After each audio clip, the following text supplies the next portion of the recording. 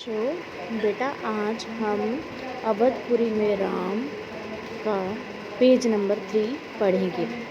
हमने पहले page number 1 पढ़ा था, जिसमें हमने राजा दशरथ के बारे में जाना था कि उनकी 3 रानियां थीं। आज हम उससे आगे पढ़ेंगे, ठीक है। बहुत सोच विचार कर महाराज दशरथ ने इस संबंध में वशिष्ठ मुनि से चर्चा की। उन्हें पूरी बात विस्तार में से बताई। रघुकुल के अगले उत्तराधिकारी के बारे में अपनी चिंता बताई। मुनि वशिष्ठ राजा दशरथ की चिंता समझते थे।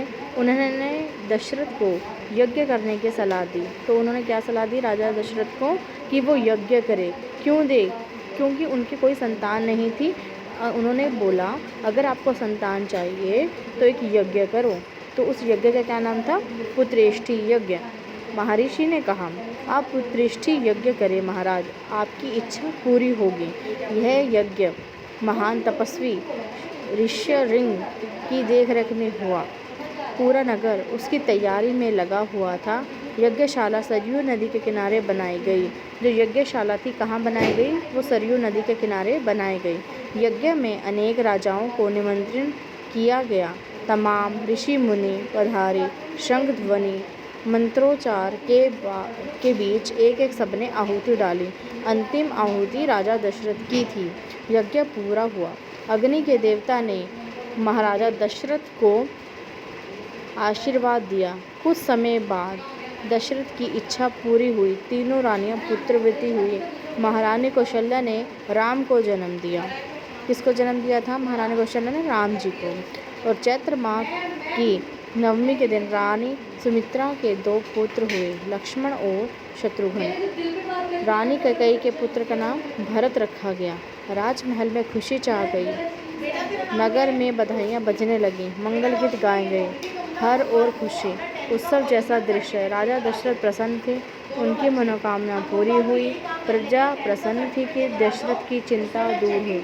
नगर में बड़ा समारोह आयोजित किया गया। धूमधाम से आयोजन में दूर दूर से लोग आए। राजा दशरथ ने सबको पूरा सम्मान दिया।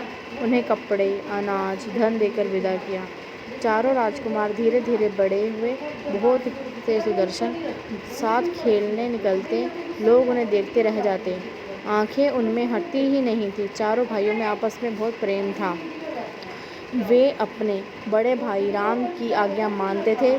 खेल कूद में लक्ष्मण प्राय राम जी के साथ रहते। भरत शत्रुघ्न की एक अलग जोड़ी थी। और बड़े होने पर राजकुमारों को शिक्षा दीक्षा के लिए भेजा गया। उन्होंने कुशल और अपनी विद्या में दक्ष गुरुजनों से ज्ञान अर्जित किया। शास्त्रों का अध्ययन किया। शस्त्र विद्या सीखी। चारों राजकुमार कुशाग्र बुद्धि थी। जल्द ही सब विधाओं में पारंगत हो गए। राम इसमें सर्वप्रिय थे। उनमें कई अन्य गुण भी थे। विवेक, शालीनता, न्यायप्रियता राजा दशरथ को सबसे अधिक प्रिय थे। ज्येष्ठ पुत्र होने के कारण, इन्हीं मानवीय गुणों के कारण भी राजकुमार कुछ और बड़े हुए, विवाह योग्य। नगर में इनकी चर्चा होने लगी। महाराज दशरथ भी ऐसा ही चाहते थे। अपनी संतानों के लिए सुयोग्य वधुएं।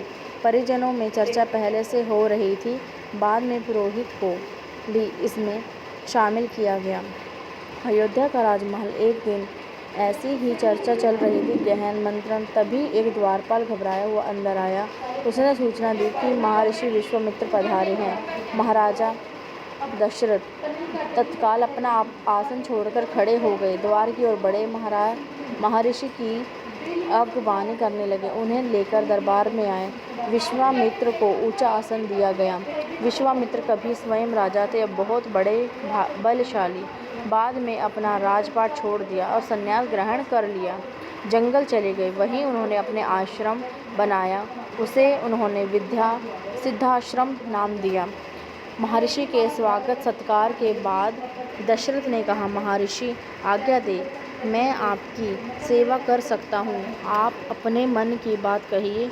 आपकी आज्ञा का पूरी तरह पालन होगा। राजन, मैं जो मांगने जा रहा हूँ उसे देना आपके लिए कठिन होगा।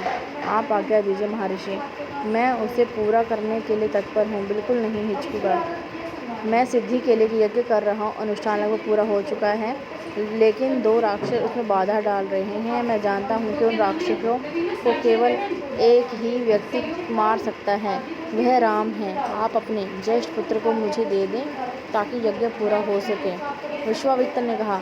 दशरथ पर जैसे बिजली गिर पड़ी, वह अचकचा गए। उन्हें उम्मीद नहीं थी कि मुनिवर उनसे राम को मांग लेंगे। उनके ज्येष्ठ पुत्र उनके सामने प्रिय दशरथ चिंता में पड़ गए। विश्वामित्र दशरथ की दुविधा समझ गए। उन्होंने कहा, मैं राम को केवल कुछ दिनों के लिए मांग रहा हूँ, यज्ञ 10 दिन में संपन्न हो जाएगा। महाराज दशरथ दुखी हुए, पुत्र वियोग की आशंका से कांप उठे। दरबार में सन्नाटा छा गया। दशरथ की दशा देखकर मंत्री चिंतित थे पर चुप थे। महर्षि वशिष्ठ शांत थे। इतने में दशरथ कांप कर बेहोश हो गए और होश आया तो डर ने उन्हें जकड़ लिया और मूर्छित होकर दोबारा गिर पड़े और संज्ञा सुने पड़े रहे। तो बेटा, ये हमने आज आपका बाल राम कथा में से पेज नंबर 3 और 4 रीड किया है। अब सभी बच्चे, मैं आपको प्रश्न लिख के दूंगी, उसके आंसर मुझे सेंड करेंगे। Thank you.